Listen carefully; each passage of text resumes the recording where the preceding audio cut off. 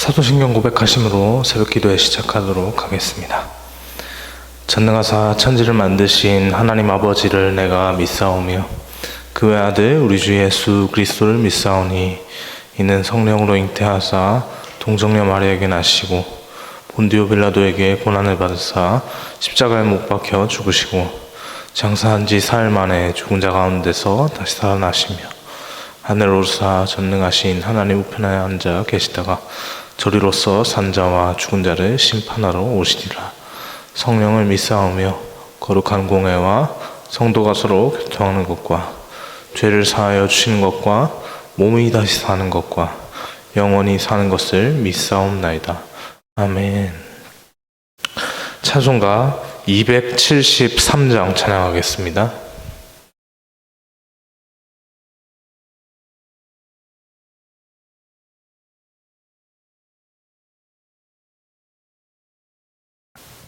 (273장입니다)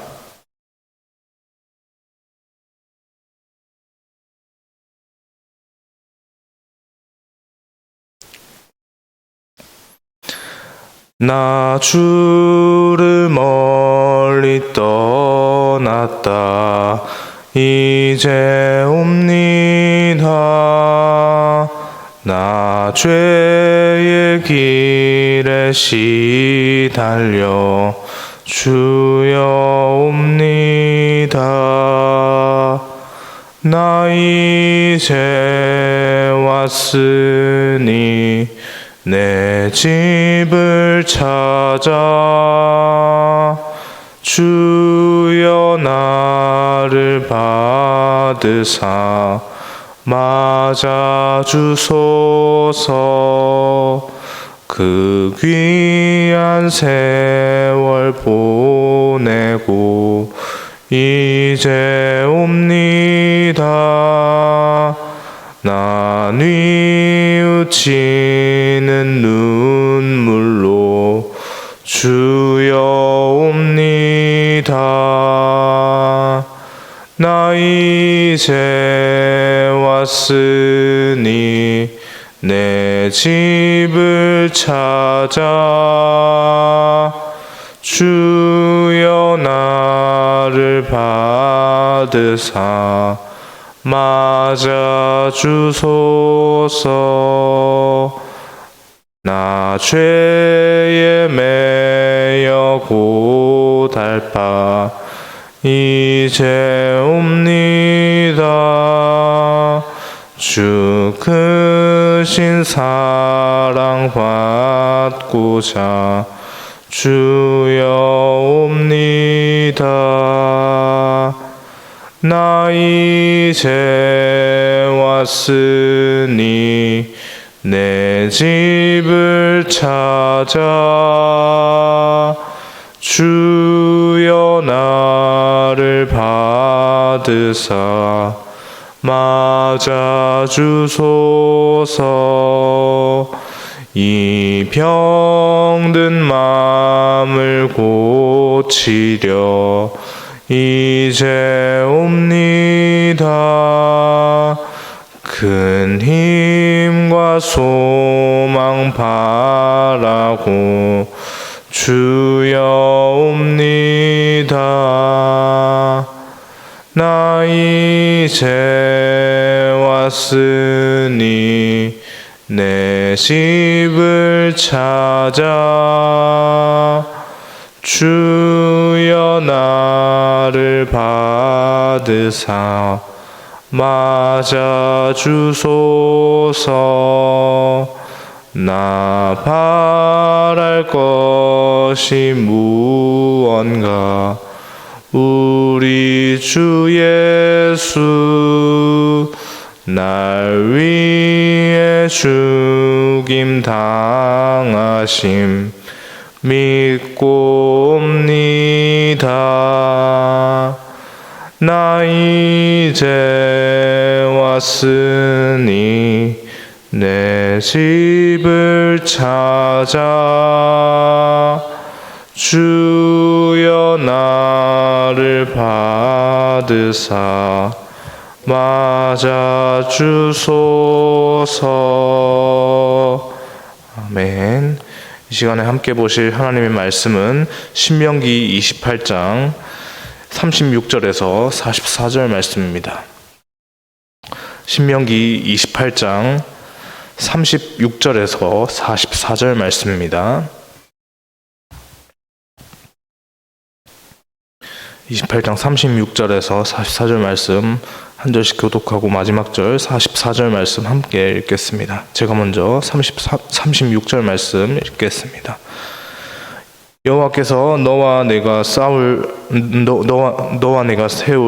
내 임금을 너와 내 조상들이 알지 못하던 나라로 끌어가시리니 내가 거기서 목석으로 만든 다른 신들을 섬길 것이며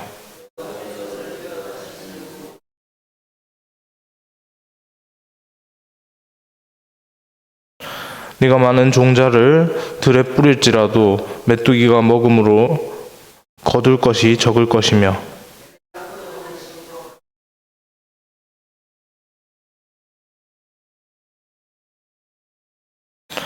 내 모든 경내에 감람나무가 있을지라도 그 열매가 떨어짐으로 그 기름을 내 몸에 바르지 못할 것이며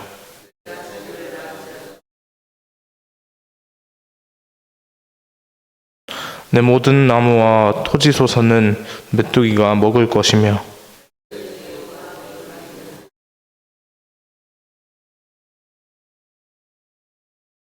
함께 보겠습니다. 그는 내게 구워줄지라도 너는 그에게 구워주지 못하리니 그는 머리가 되고 너는 꼬리가 될 것이라. 아멘. 오늘도 계속해서 신명기 말씀을 묵상하는 가운데 하나님께서 은혜 주시기를 소망합니다. 그 은혜를 풍성히 또 발견할 수 있고 또 누릴 수 있는 우리 마음이 되기를 주님의 이름으로 소망합니다. 성도님들 혹시 이런 표현 조금 좀 어떻게 들리실지 모르겠지만 혹시 막장이라는 표현 들어보셨습니까? 이것은 이제 이 단어는 이제 원래 이제 광산 탄광의 갱도 끝에 있는 지점, 그 끝에 있는 지점을 이제 지칭하는 용어인데요. 갱도의 끝 지점입니다. 더 이상 갈 곳이 없는 끝 지점입니다. 이제 막다른 길에 다다랐다라는 표현이죠. 갈 곳이 없죠. 이런 그 막장의 공간적 특성을 사람들이 자신들의 인생에 비유를 해서 비유적으로 가져와서 속된 말로 표현을 하기도 하는데요. 자신의 인생이 완전 막장 같다라고 이렇게 얘기를 하는 그런 표현입니다. 실제로 저의 10대 시절에 저희 친구들이 이런 표현들, 저도 10대 시절을 되돌아보니까 친구들과 함께 그런 표현들을 많이 썼던 것 같아요. 그래서 어떨 때 많이 썼냐? 학교에서 중간고사나 기말고사 시험 이런 것들 봤을 때 망했다. 왜 이렇게 성적이 낮지? 큰일 났네. 어떡하냐 이러면서 완전 막장 같다. 라고 하는 이런 표현들을 썼던 기억이 좀 있습니다. 오늘 본문이 제가 갑자기 오늘 본문을 얘기하기에 앞서서 갑자기 왜 이런 얘기를 하냐라고 한다면 오늘 본문이 어쩌면 막장에 다다른 이스라엘 백성들이 맞을 결말을 말해준 것 같다라고 그렇게 여겨지기 때문입니다. 36절, 37절 말씀은 하나님을 배반한 이스라엘이 포로가 되는 저주를 이렇게 언급을 하고 있습니다. 36절, 37절 말씀 함께 다시 한번 읽어보겠습니다. 읽겠습니다. 여호와께서 너와 내가 세울 임금을 너와 내 조상들이 알지도 못하던 나라로 끌어가시리니 내가 거기서 목석으로 만든 다른 신들을 섬길 것이며 여호와께서 너를 끌어가시는 모든 민족 중에서 네가 놀림과 속담과 비방거리가 될 것이라. 여러분, 이스라엘 역사 가운데 이 본문에 있는 일이 실제로 일어났습니다. 지금 이때 말고 이때로부터 이 본문의 이때로부터 대략 한 900년쯤 뒤에 사실 700년쯤 뒤에 북왕국 이스라엘이 먼저 멸망을 하고요. 그리고 뒤이어서 한 900년쯤 뒤쯤에 이렇게 이스라엘과 이스라엘 밑에 있는 그 남유다라고 하는 곳이 이제 그렇게 멸망을 당합니다. 그렇게 멸망을 당한 멸망을 시킨 주체들이 무엇입니까? 각각 북왕국은 아수르, 남왕국은 그 바벨론이라는 그 이방 민족에게 그렇게 멸망을 당하게 되죠. 하나님께서는 하나님의 백성들이 불순종했을 때 받을 징계를 분명히 말씀하셨습니다. 특별히 이 포로로 끌려가는 그 예언에 대해서 하나님께서 이렇게 징계를 이렇게 말씀하신 것에 대해서 이것은 사실 북왕국에는 해당이 되지 않는 말씀이고요. 남왕국 유다에게 해당이 되는 말씀입니다. 남왕국 유다의 여고냐라고 하는 그 왕, 여호야긴이라고 하는 왕이 나중에 이렇게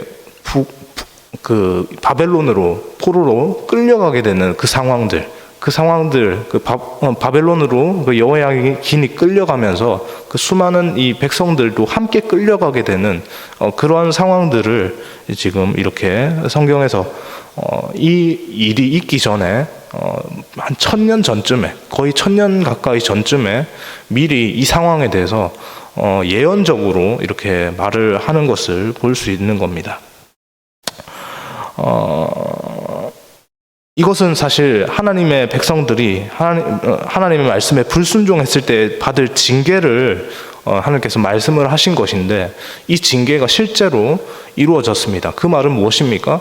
이 백성들이 실제로 하나님 앞에 불순종한 삶을 살았다라고 하는 그것이 증명이 되는 것이죠.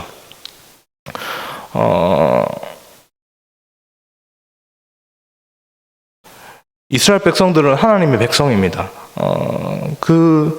그들은 하나님 앞에 절대로 하나님 말씀 앞에 절대로 불순종하는 그런 모습들을 보였으면 안 되는데, 그럼에도 불구하고 미래의 이스라엘 백성들, 남유다와 북이스라엘은 순종과 불순종 가운데, 오늘 본문 우리가 이렇게 어제와 그제 봤던 그 계속해서 보고 있는 본문이 순종과 불순종에 대한 말씀입니다. 순종을 하면 이런 복을 누릴 것이고 불순종하면 이런 저주를 받을 것이다 라고 하는 건데, 선택지가 주어졌는데 이스라엘 백성들은 그 중에 어떤 선택지를 선택하게 되는 겁니까? 결국에는 이스라엘 백성들이 선택하는 선택지는 불순종에 대한 선택지를 선택을 하게 되었기 때문에, 그 불순종에 대한 선택지에 대한 결과물이 지금 이렇게 1000년 뒤쯤에 이 말이 있은 뒤 대략 한 1000년 뒤쯤에 그대로 그들 삶에 일어나는 것입니다. 38절에서 42절은 이스라엘이 하나님을 배반한 대가로 그들의 토지 소산물에 임하게 될 저주를 그렇게 선포를 하고 있는데요. 이스라엘은 종자를 뿌려도 포도원을 심고 가꿀지라도, 경내에 감람나무가 있어도, 더 나아가 자녀를 낳아도 자녀와 함께 토지 소산을 먹을 수 없을 것이고, 메뚜기가 다 먹어버릴 것이다. 그 토지에서 나는 그 소산물을 메뚜기가 다 먹어버릴 것이다 라고 그렇게 하셨습니다. 들에는 메뚜기가, 포도원에는 벌레가, 감람나무에는 그 토지 소산을 비롯한 그 모든 것들이 다 메뚜기에 대한 피해로 없어질 것이다 라고 그렇게 말씀을 하시는 겁니다. 이 모든 일은 불순종에 대한 저주로 전쟁이 일어나 적군의 포로가 되거나 전쟁에서 그렇게 그들이 죽었기 때문이다 라고 그렇게 보여집니다. 43절, 44절은 점점 높아지는 그 이스라엘 주변에 있는 그 이방인에 대한 언급이 있는데요. 이스라엘은 전쟁에 져서 패망하지만 이방인들, 반면에 그 이방인들 주변에 있는 그 아수르도 있고요, 뭐 바벨론도 있고요, 이런 나중에는 바사도 있지 않습니까? 그런 그 모든 이방인들은 점점 더 높아져서 이스라엘 사람들보다 더 뛰어나게 되고, 이스라엘은 도리어 갈수록 낮아져서 택하심을 입은 백성임에도 불구하고 세상의 꼬리가 될 것이다 라고 그렇게 얘기를 하고, 그렇게 저주를 하고 있는 모습, 그 본문의 모습을 볼 수 있습니다. 여러분, 이 모든 것이 하나님을 저버린 자들을 향해서 이렇게 선포하시는 분명한 저주에 대한 그 내용이죠. 그들이 하나님을 저버렸을 때 이러한 저주를 받을 것은 자명한 사실입니다. 분명히 그들에게 펼쳐질 미래이죠. 하나님의 율법을 버리고 언약을 저버린 이스라엘에 대해서 하나님께서는 세상의 조롱과 비방거리가 되게 하실 것입니다. 왜냐하면 하나님께서 그들을 당신의 백성 삼으셨기 때문이죠. 이 말씀을 잘 이해를 해야 하는데, 하나님의 백성된 그들은 하나님 안에 있을 때 그들의 정체성이 온전해집니다. 하나님의 백성인데 그들 가운데 하나님이 없으면 그들의 정체성이 이게 말이 됩니까? 말이 되지 않습니다.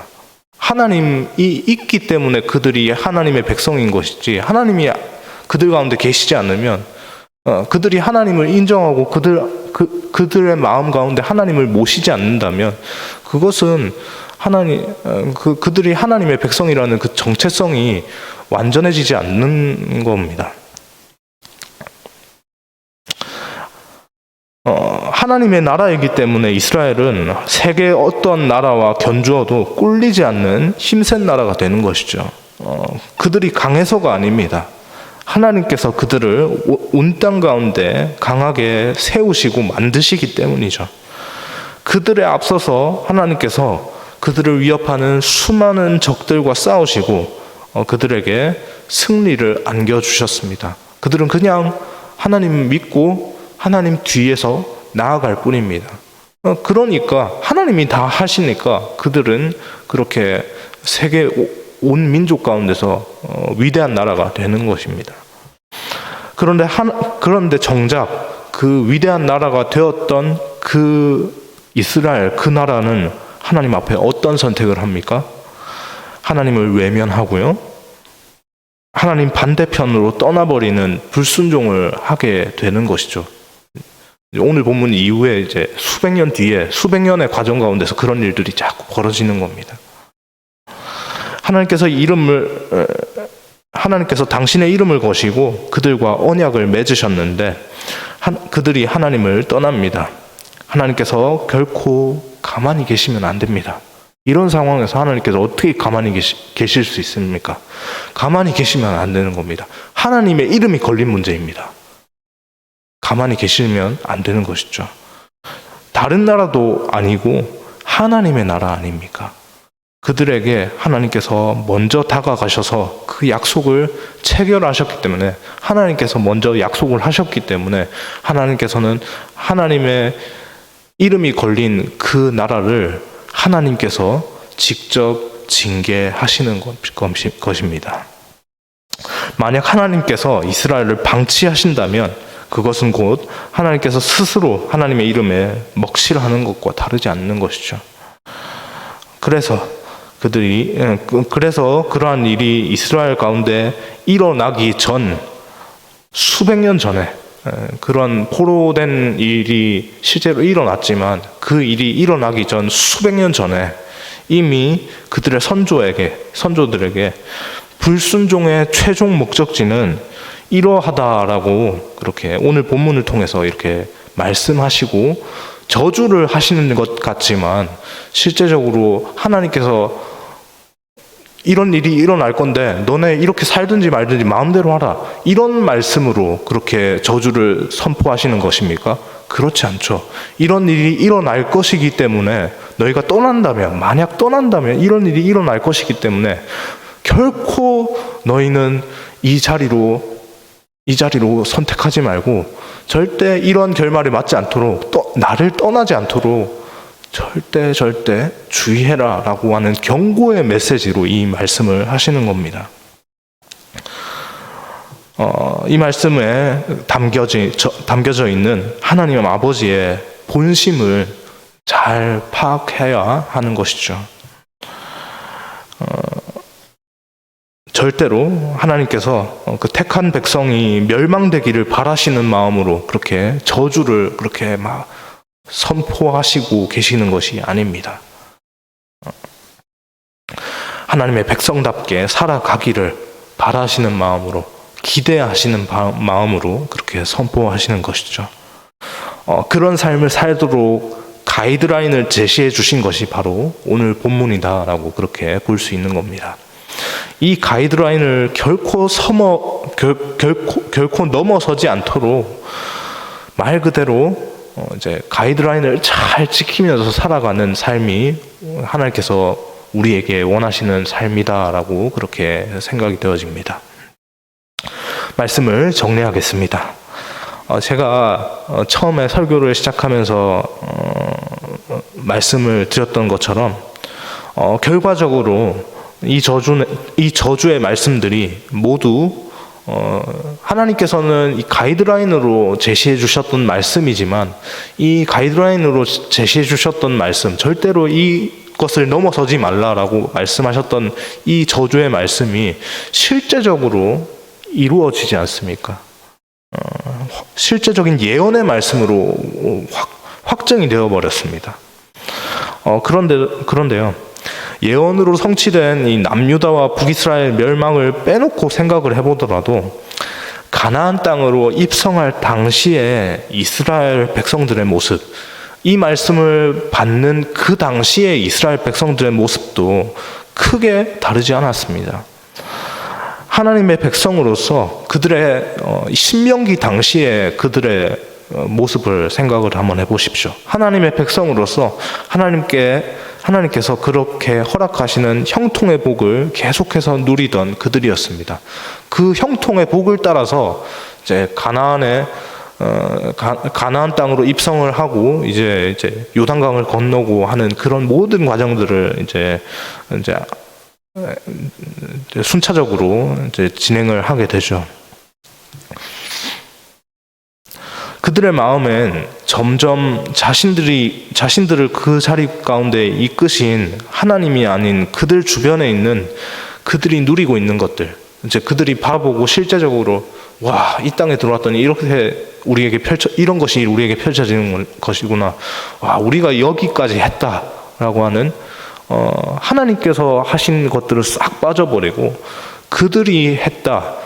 그들 가운데 우리가 여기까지 왔어 라고 하는 이것들이 점점 차지하게 되는 겁니다. 하나님께 순종해서 복받은 그들이 이제 누리게 되는 것들로 인해서 이제 그것들이 이제 하나님께서 순종해서 받았던 복인데 그 복들이 점점 불순종의 씨앗으로 변모하게 되는 것이죠. 이제 하나님께서는 결국 장차 불순종할 경우에 있을 경고로서뿐만 아니라 방금 말씀드렸던 것처럼 이제 앞으로 이제 그런 일이 절대 벌어져서는 안 된다라고 하는 경고의 말씀으로서 오늘 말씀을 주신 것뿐만 아니라 이미 그들의 마음 가운데 저지르고 있는 이 불순종에 대한 경고로, 이미 그들 가운데 벌어졌던 그 불순종에 대한 경고로 이제 이 말씀을 주셨던 겁니다. 이 말씀을 받는 우리는 하나님께 어떻게 나아가야 합니까?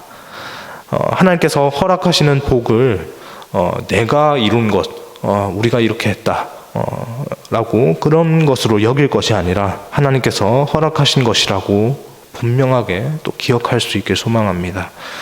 그것을 기억함으로 하나님의 말씀을 항상 우리 인생의 최우선 순위에 두고 하나님께서 원하시는 인생으로 살아내는 우리 모두가 되기를 소망합니다.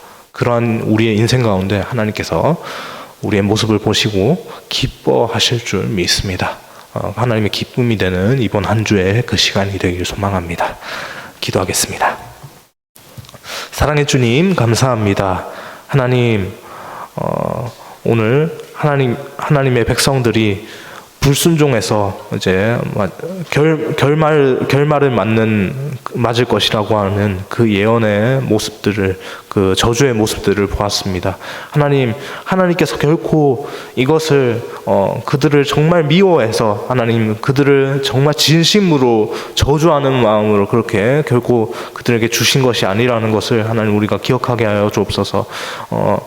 그들에게 가이드라인을 제시해 주시고 이 가이드라인을 절대 넘어서지 마라 라고 그렇게 온 마음으로 그들을 사랑하는 마음으로 그들에게 주셨다는 것을 우리가 기억할 수 있게 하여 주시고, 또 그것을 통해서 하나님 우리 삶을 또한 되돌아보면서 우리의 삶 가운데 하나님의 말씀보다 하나님 말씀을 넘어서는 우리의 그 마음에 드는 순간순간 들어오는 그런 생각들이 없는지 우리를 날마다 점검하게 하여 주시고, 그 점검한 것을 끊임없이 바라보면서 하나님의 말씀 앞에 먼저 서길 원합니다. 하나님 말씀대로 따라가는 삶 되게 하여 주옵소서. 이 기도 제목으로 계속해서 기도하며 나아가는 우리의 모습이 되게 인도하여 주옵소서. 이번 한 주의 시간도 하나님께 모든 것들을 의탁하며 나아갑니다. 하나님 인도하여 주옵소서. 감사합니다. 이 모든 말씀 살아계신 예수님의 이름으로 기도합니다. 아멘.